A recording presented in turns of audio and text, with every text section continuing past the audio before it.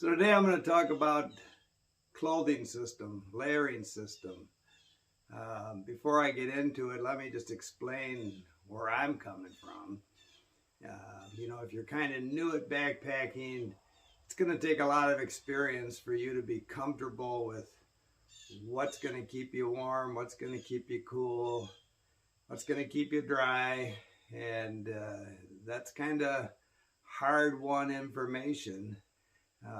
You can listen to a million YouTubes and you'll hear other people like me. This is my system, but it may not work for you.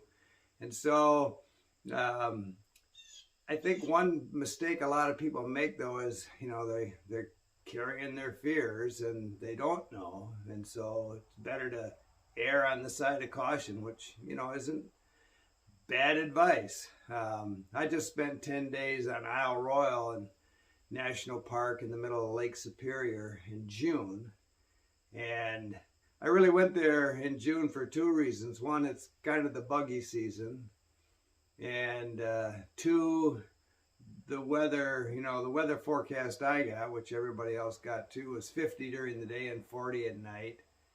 I thought that would beat the crowds, but there's no beating the crowds anymore. It was crowded out there.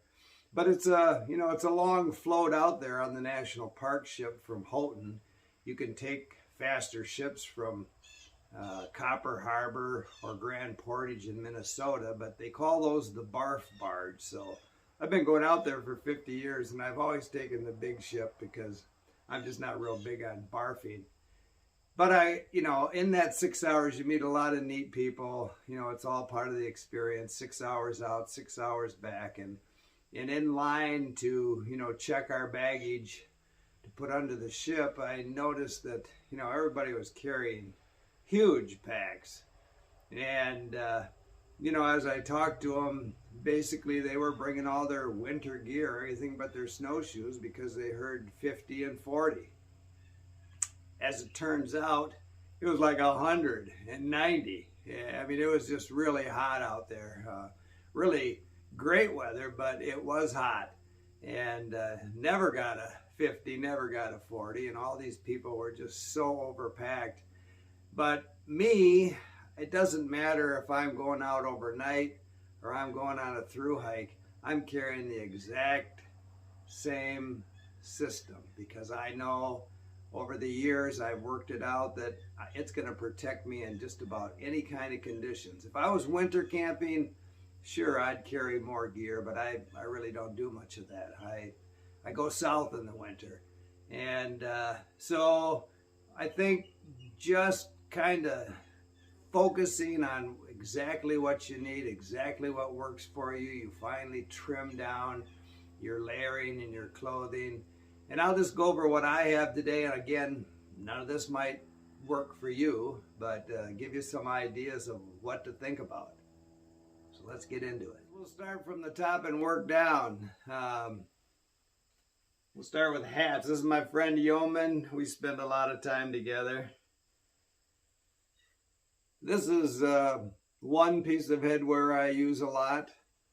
You could count my umbrella because I wear that a lot. Take my hat off. Again, yesterday in my video I talked about the, which I'll get to, the Mont Bell hoodie I wear, and it's got a kangaroo pocket. So when I put my umbrella on, hat comes off, goes in that pocket. The other piece I wear is this buff. And I wear this quite often, but, I can't wear it when the sun's shining. The sun's going to blind me. But if it's cool or cold, I can actually wear this under my hat too. And I usually keep it in my hip pocket as just protection. I wrap my light and my inReach in it just to keep them from getting beat up in the pocket.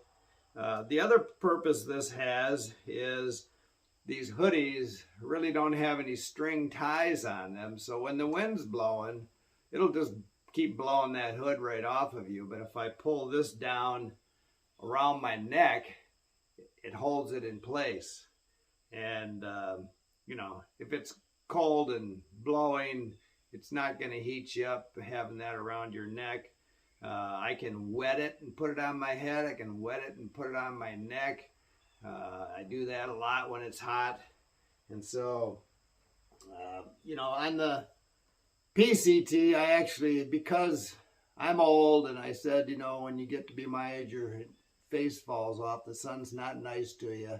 I spent a lot of time outdoors and I'm paying for it. But I had a hat just like this that had a big, drape thing. I don't have to look cool.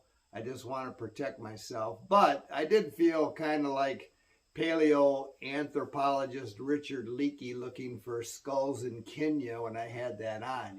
It just looked kind of weird. But it actually, flopping around, it kind of kept, like in the Sierras, it kind of kept mosquitoes off me. And same way with this hooded Montbell, keeps mosquitoes away from my ears, and just flopping around, I think, kind of scares them away from your face quite often. So there's a use for that also. I don't try and look cool. I've got nobody to impress out there. My brain is probably more of a smart ass than my mouth. I don't usually say anything to people, but I do find it kind of funny when I'm talking to people that come up with their hat on backwards and the sun's in their eyes and they're talking to me and they're going like this, and I'm thinking, my smart ass brain's thinking, boy, I bet you wish you had a hat with a bill on it. But I get it, I think the backwards hat thing probably originated in the military, because when I was in the service, at the range, and you're trying to sight in, you would put your hat on backwards. That bill's in the way. And so, if there's any romance on the trail and you want to spontaneously kiss somebody, you're going to poke their eye out. So you might as well be locked and loaded, have your hat on backwards. But the bill is there for a reason, and that's where I keep it. And I if I'm not using my umbrella and I have my hoodie up, I always have my hat on, because that sun is just going to blind me. I'm, like I say, I'm blind in one eye already, and this one's 73 years old, so I just try and protect them also. So next, we'll talk about this Montbell hoodie. I really like this. It's really my top of choice now. Whether I'm in the desert or the mountains, it doesn't matter. It breathes well. It's not real hot when I'm hiking in the desert with it. It has long sleeves. Again, a lot of people hike in shorts and short sleeves. I can't do that anymore. I've got to protect myself from the sun, and so everything's long pants and long sleeves with me. These companies, I'm a writer, so I tend to correspond with companies when I have a thought. And recently I emailed Montbell about this kangaroo pocket down here. I just thought it'd be a good idea if they put some closures on it. And, you hear from customer service, and, they kind of send you a boilerplate answer like, thanks for your thoughts, we'll consider it. And then they put your email in the spam box so they don't hear from you again. But that's okay. I can go to Joann Fabrics and put some snaps on here myself.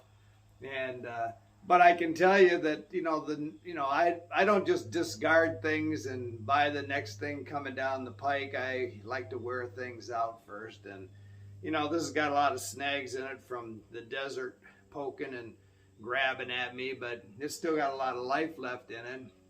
But if I look for another hoodie, I will definitely look for something that has that kangaroo pocket with some closures. Montbell told me, well, if we put zippers on here, it'd be a couple ounces heavier. Well, maybe a half ounce heavier. I don't think it's going to add a couple, but anyway, whatever. You know, I know that Darwin guy, he's making his own hoodie. Maybe he thought of that. I'll have to check his out. But again, this has a lot of uses. Everything I have in a top, I want to have a hood. And at this point in time, not everything has it, but as I go through gear, the redundancy of having a hood of all different types is not a bad thing. You can use it or not. It's there if you need it. On the PCT, I was using these Columbia shirts. I can't remember the name of it, silver something, but these are really nice shirts, and it lasted me, you know, this is not the one I used on the PCT, but the one I did have lasted me the whole PCT. The back was pretty well shot when I was done, but I really like these shirts, but I've retired it. I'll day hike in it, but I'm wearing my Montbell hoodie every time I go out now. So next up in my top layer would be this Patagonia synthetic puffy. Again, has the hood if I need it, which I use quite often. I really like it because it has this kangaroo pocket here. I like my kangaroo pocket. So at night, I'll keep my electronics in this and keep it in my bag if I'm not wearing it, which I quite often do. If it's cold, I'll wear this to bed. During the day, I can use it for hiking, snacks, whatever I want to put in there. Phones, keep them dry. If it's sprinkling, it stays pretty dry. In a light rain, dries quickly. Just a nice garment and an essential part of my layering system. So this isn't a Patagonia commercial, but I do have a lot of Patagonia equipment garment-wise. I like the company. I like the products. This is kind of a wind layer. I mean, the scat really has to hit the fan weather-wise for me to put this on as a wind layer under everything else. But if I need it, it's there. It's just another protective skin layer I can put on if I need it. And I like it because it has a pocket here. A lot of these wind shirts don't have a pocket, but when I go to a trail town and I need to do laundry, I don't have many clothes to wear, and they don't let you do laundry naked legally. So this would be my top layer when I'm at the laundry, and then it's got that pocket. So if I want to go get something to eat or whatever, I've got my ID, I've got my money in this pocket. It's got a zipper on it, it's secure. And then I also sleep in this a lot, to keep my bag clean.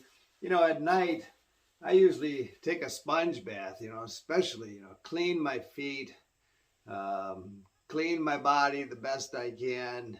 I don't like to sleep grubby. And then I'll put this on as my top layer just to, keep the oils from getting into my bag. And it's just very comfortable, very light, not hot.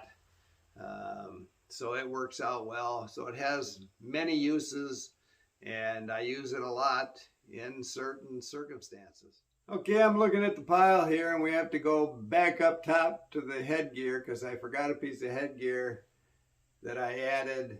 I met a guy named Mongo on the AT, and he turned me on to these hats. So it's a nice warm hat layer in cold weather, but I use it, it's got a light in it built into it. And so it's not really strong enough to use as a headlamp going down the trail, which I do hike in the dark a lot, mostly in the morning. I get up at dark 30 and move. And, I have to have something a little stronger for that. But I use this all the time in my tent. This is like my in-tent headlight. And if it's cold, I've got it on, so all I have to do is reach up and push a button, and I've got light in the middle of the night if I need it. Otherwise, it's in my tent pocket, and it's right there to grab and use as a light. So it has, again, it's multifunctional. It's a great little beanie. It's warm, got a light in it. Battery lasts a long time. They're back here in a little case, these little quarter-sized batteries. But again, it's not really an option to use as a headlamp if you're going to be doing any night hiking, early morning hiking. The other thing I should mention about hats is, with a hoodie, because this has happened to me more than once.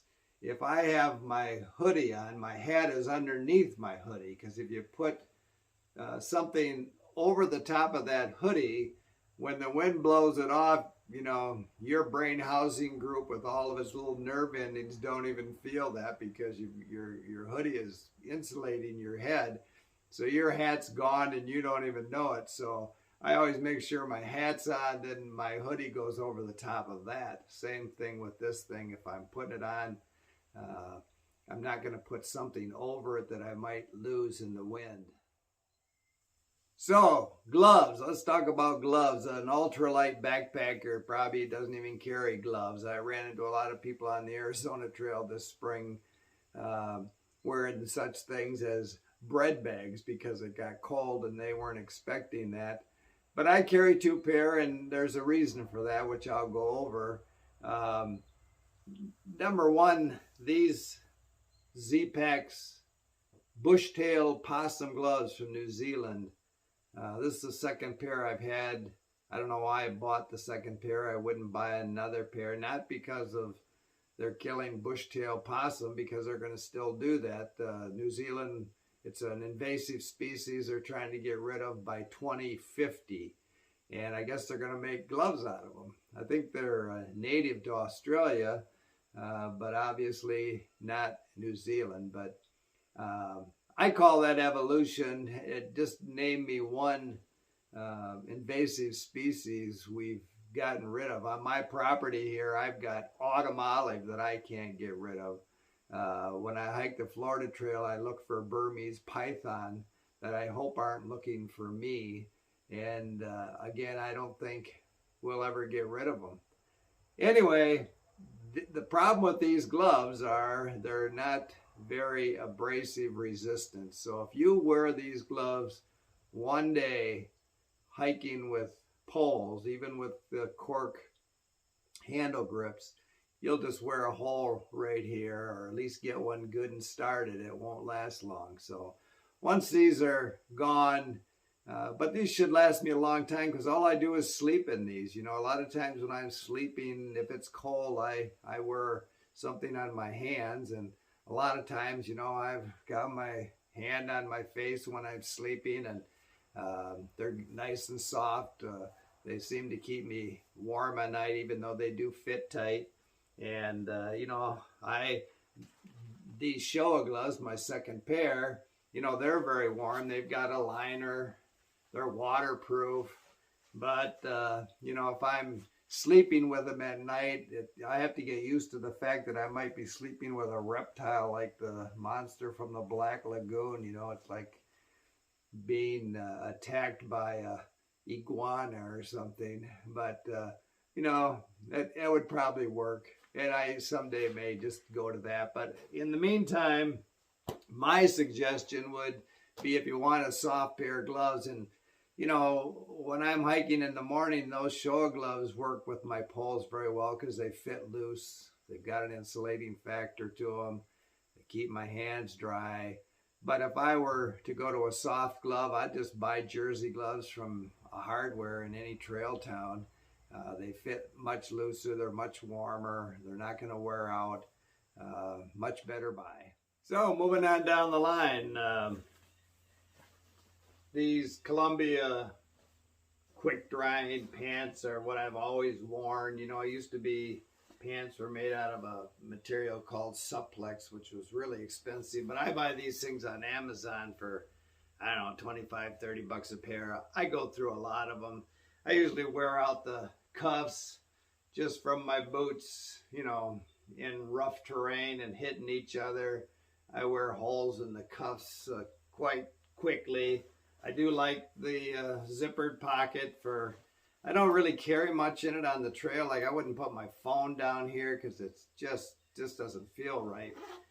Just too heavy to be carried down there. But if I'm in town, I'll put my ID and money in here, and it's got a zipper, so I know I'm not gonna leave it someplace, lose it someplace.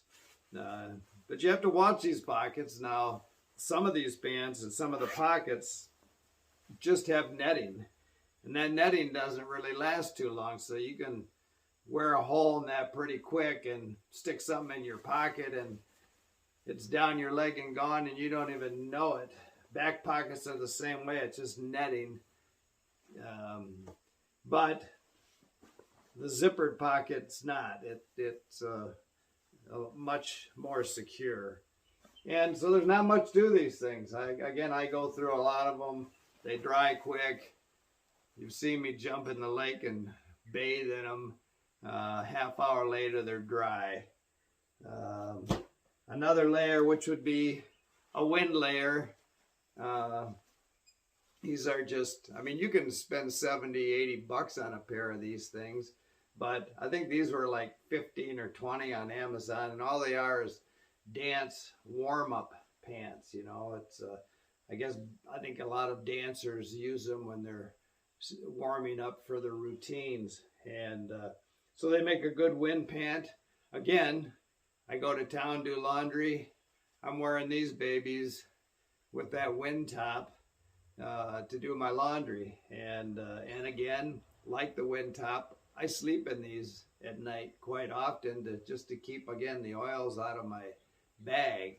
And so it can be a wind layer, just another layer in bad weather if you had to have that, hold the warmth and do your laundry in them. So other than that, I carry a couple pair of ex officio underwear, a couple pair of darn tough socks, which I change every day. So I'm always rinsing out a pair, hanging them on the back of my pack, and wearing a new pair. And so it's good for your feet. The reason I buy darn tough socks, of course, is because they'll replace them if I get a hole in them. You just wash them. You gotta wash them. Send them back. They send you a code. You buy a new pair on Amazon, and you wonder how they can stay in business doing that. Well, I'll tell you how it's done. I used to be in the bird feeder manufacturing business, and my friend was the father of the GE Lexan tube feeders, Doral Yankee tube feeders. And he had a squirrel-proof lifetime warranty on those very expensive tube feeders. And I said to him one day, Peter, how can you afford to do that? And he said, because you're the only one that sends it back. So a lot of people don't send them back, but I go through them a lot because I'm hiking all the time, and I probably send a pair back every year. And as long as they offer that deal, I'm all in. So we're not done yet. We have to look at my pillow. And these are clothes I usually don't wear in layers, but they're there if I would need them. Mostly the puffy jacket, but I just recently went from an air pillow, a Sea to Summit air pillow, which I used for a couple of years, and it worked fine.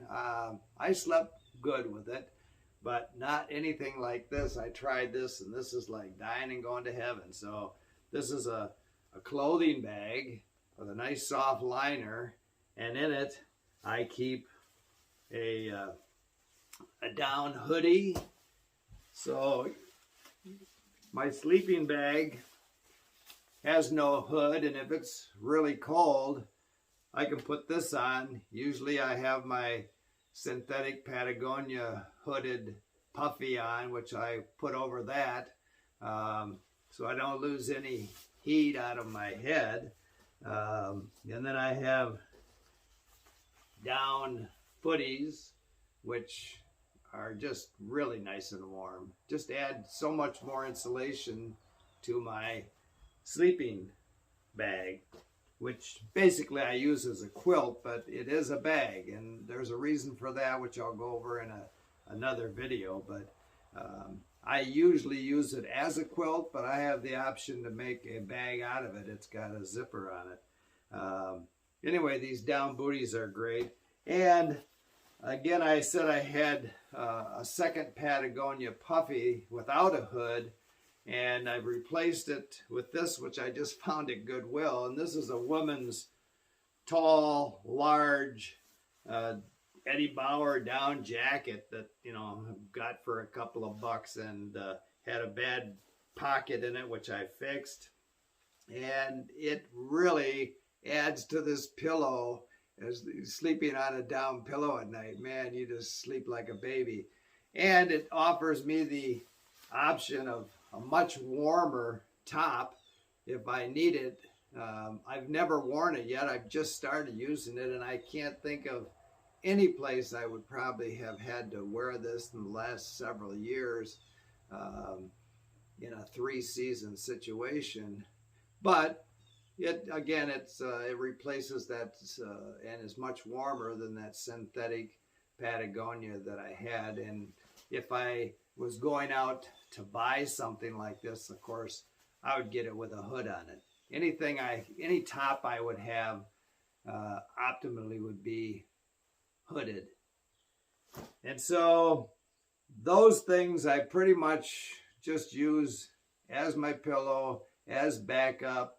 You know, when things get really nasty, what are your options? I mean, you know, if I got so bad that my layers didn't protect me, I'd set up my tent and I'd get in and I'd ride it out. And so keeping all this stuff dry in my pack is important, and my bag. That would be an emergency backup. But the heat's in the hike, so as long as you've got all these layers on and you can stay dry, be it rain, sleet, snow, condensation, you're going to be fine. And the other thing is, you know, I showed a video a couple days ago about the poncho that I wear now and the Montbell chaps. That's just another layer. I mean, if I put all of this stuff on, I could probably be in winter conditions and be safe in it, because this is going to keep everything dry and it's going to hold a ton of heat in. And so all these layers work together, and you've got so many combinations of what to put on, what to layer up, what to take off.